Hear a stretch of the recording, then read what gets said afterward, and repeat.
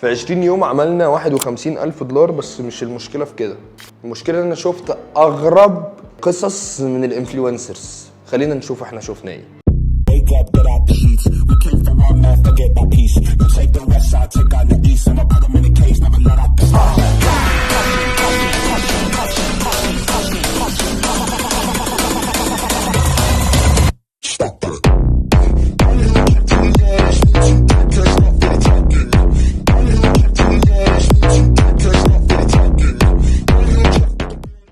السلام عليكم يا شباب، اخباركم ايه؟ يا رب تكونوا بخير. معاكم اخوكم سيف محمود من ايكوم بلاكر. النهارده عايز اتكلم معاكم في اخر 20 يوم من الستور اللي معانا ده. النهارده خلينا نروح للسكرين كده ونشوف اخر 20 يوم عملنا ايه.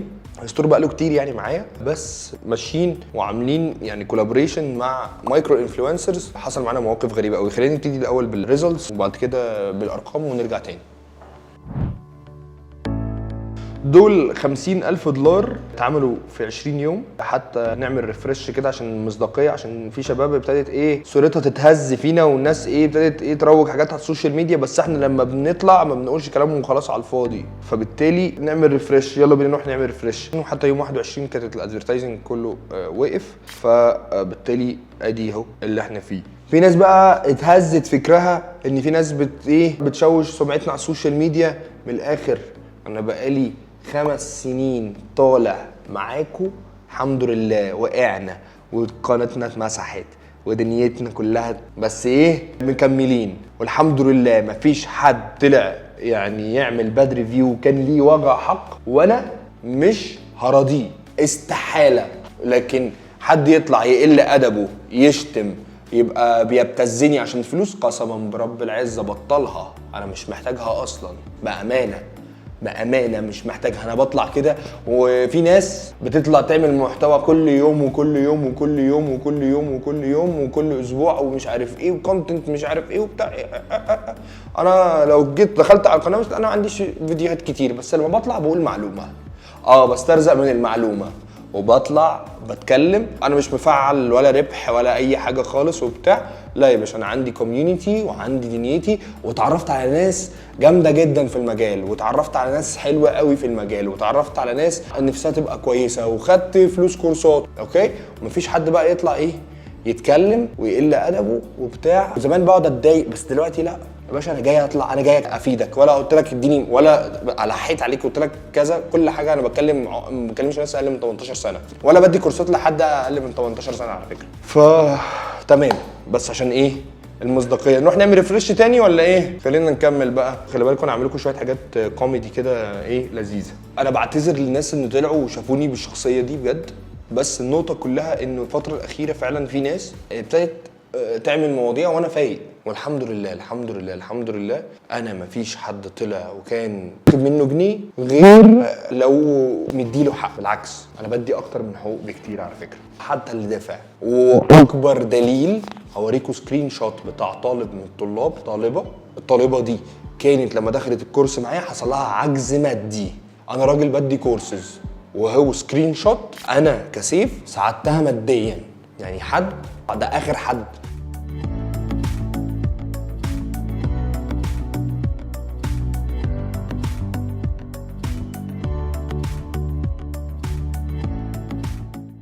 لكن انا لا عندي لا كورس ولا بيقف على 8 محاضرات. اكتشفت ناس قبل كده كانت بتسجل وكانت هتنزل وتقعد تنشر المحتوى بتاع الكورس وتضيع فلوس دفعها قبل كده. مش هقول لك مجهودي يا عم، انا عن نفسي الكورس بتاعي لو اتسرب هعمل كورس تاني غيره بمحتوى تاني غير الانفلونسرز. عادي اعملوا جوجل شوبينج، اعملوا تيك توك، مش عارف ايه، غير محتوى كلها. حتى لو اتسرق هعمل محتوى بقى جديد خالص تماما ان شاء الله، ابقى فود ريفيور ماليش دعوه. طيب حلو قوي، نيجي النقطة اللي بعد كده، وهي ايه؟ احنا في ال 50,000 دولار دول شفنا العجب بصراحة. شفنا حاجات كتير، مثلا اقول لكم على 5 حالات يعني كانوا لذاذ قوي، يعني غراب. بالمناسبة احنا في الستور ده بنبيع فتنس برودكتس، فيعني الفتنس جزء لا يتجزأ من الناس اللي شكلها حلو وجسمها حلو. فده على جنب. اول حاله واحده اكتشفنا بالصدفه، يعني الديلر اللي معايا اللي بيقفل هو عشان فري برودكتس بالكتير قوي، فري برودكت ومبلغ صغير، دي لو واحده معديه ال 80,000 فولور. يعني ايه؟ احنا رحنا مع ناس من 10,000 فولور لحد 100,000، بس اللي بتبقى عندها 100,000 دي بتبقى ممكن طمعانه في برودكت زياده غير منتج مجانا، ممكن تبقى طمعانه في منتج او 2 أو 3 عادي، بس حجم الاعلان لا يتعدى ال 150 دولار. يعني انت معاكي منتجات 150 دولار، واحنا افريج منتج عندنا على الويب سايت بيبقى 40 60 دولار 70 دولار كده. فواحده يعني عملت اعلان عندنا على الاونلي فانز بتاعها، فطبعا فتنس بقى، وهي بقى يعني بتعمل محتوى. اليوم ده انا فاكره كان يوم 17، خلينا نجيبه كده من يوم 16 ل 17 اهو 5000 دولار. بس النقطة في ايه بقى؟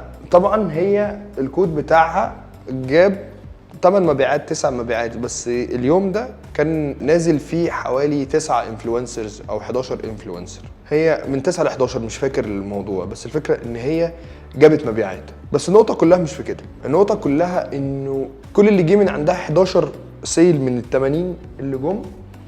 اللقطة مش في كده، اللقطة بقى انه انا ما كنتش متوقع، يعني كذا مره يحصل معايا فشل، بس المره دي انا ما كنتش عارف. لو كنت عارف ان هي كان عندها محتوى اباحي ما كنتش ارتضيت. طب هو ايه اللي حصل لما جيت بقى قعدت احلل؟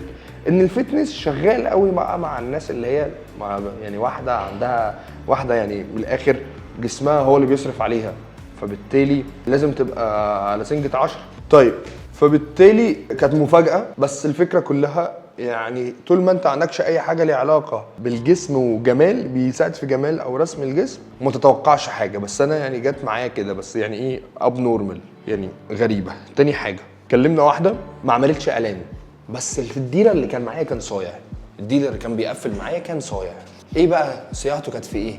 هي كانت معظم الناس اللي عندها 30 و40 الف فولور دول بيبقوا عارف ان الناس اللي هي بتمشي في الكات ووك وبتاع فاشن شو والكلام ده كله. هي واحنا كنا يعني من ضمن الحاجات دي حاجات بتسخن الجسم وحاجات بتعمل استرتشات ومش عارف ايه وحاجات زي كده. فالنقطه كلها ان هي لازم تبقى ظهرها مفرود ماليش في القصص دي. بس النقطه كلها ان هي عملت ادفرتايزنج للبرودكت بتاعنا اوف لاين لما رحت الايفنت ده. فنتعلم من ده ايه بقى؟ نتعلم من ده ان لو واحده بتعمل ايفنتات في الشارع لا تقول لها يعني مش لازم تعمليها على السوشيال ميديا، انت ممكن تبقي اقوى في علاقاتك احسن بكتير جدا من السوشيال ميديا. اكبر مطاعم في اي بلد ما بتعملش سوشيال ميديا، ما بتعملش سوشيال ميديا، بتيجي باي ريفرال. فانت لما تبقى بريفرال اديكي كود حلوه الحته حلوه الشنطه دي ايه ده ايه الحلاوه دي، تبتديها تروح تبيع وهي بتستنفع، هي بتستنفع. اوكي. والفكره كلها في ثالث موقف احنا كان عندنا كولكشن بتاع فتنس ليجنجز وتوبس وبتاع. البرودكت راح يعني مش هقول لكم زباله، راح خرا يعني بصراحه. يعني الشيبنج كومباني ده شملت الباكج وفتحته وريحته كانت زباله. بس احنا يعني عادي، يعني لازم تبقى عارف كويس قوي ان اي بيزنس في الدنيا ليه 14% مش بتوعك، ريفندات وشكاوي وبتاع. بس هو راح لها فعلا سيء. فعملت ايه بقى؟ عملت حاجه اسمها نيجاتيف ادفرتايزنج، ودي اللي هيفاء وهبي عملته لشركه ارماز. انا بكره الشركه دي وبتاع والكلام ده كله، وبعد كده هم رضوني وبقوا احسن شركه في الدنيا. النيجاتيف ادفرتايزنج يا جماعه قوي جدا. ليه؟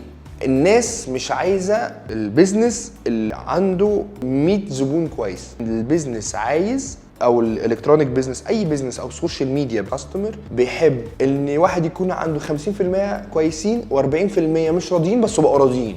فهو بقى يطمن ان هو ايه، انه في حاله ان انا زعلت هلاقي مين اللي يصالحني، لان كده كده هزعل. ما هو مستحيل يكون ما يا جماعه ما يكونش بيزنس انا لو عندي كل الناس كويسه.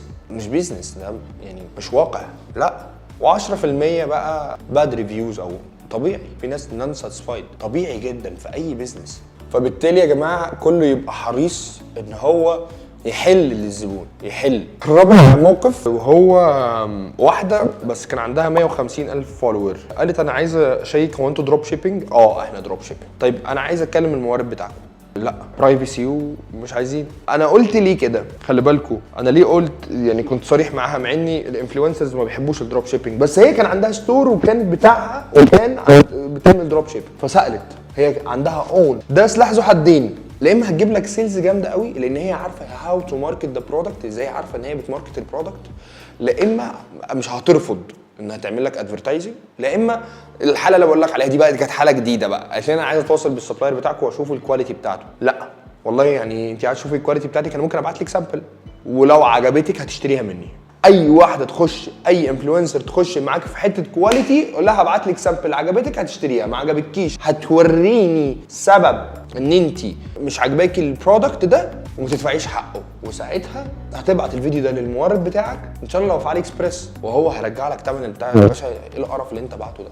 ريديت قالت انا هبعت، وكانت البرودكت ده انا بصراحه كلمت السبلاير ساعتها قلت له بقول لك ايه، البرودكت ده لازم يروح في لفه في علبه هدايا، وساعتها نزلت الاعلان بفري برودكت، مع ان هي في الطبيعي بتاخد $250 وكان عندها 130,000 140,000 فولور.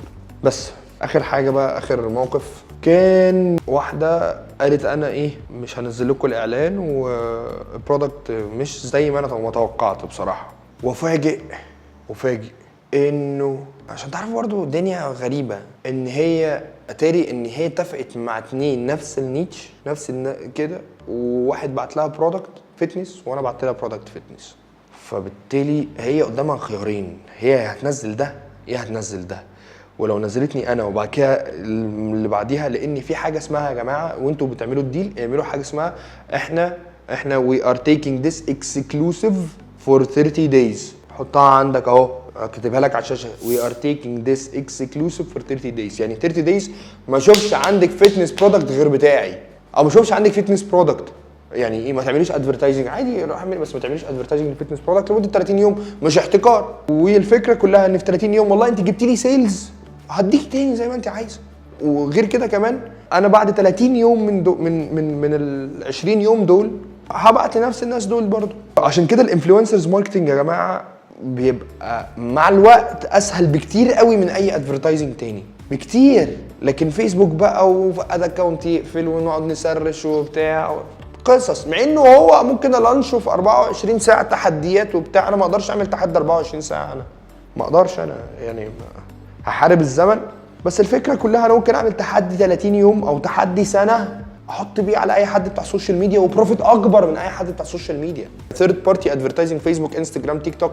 طيب فبالتالي ايه اللي حصل بقى؟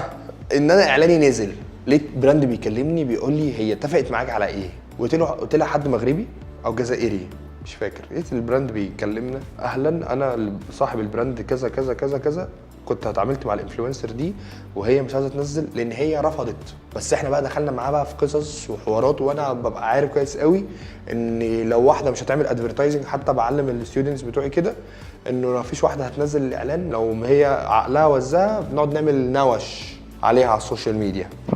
ليه عندك ادفرتايزنج نزلي، بس الفكره كلها ان هي اتحطت ما بين نارين.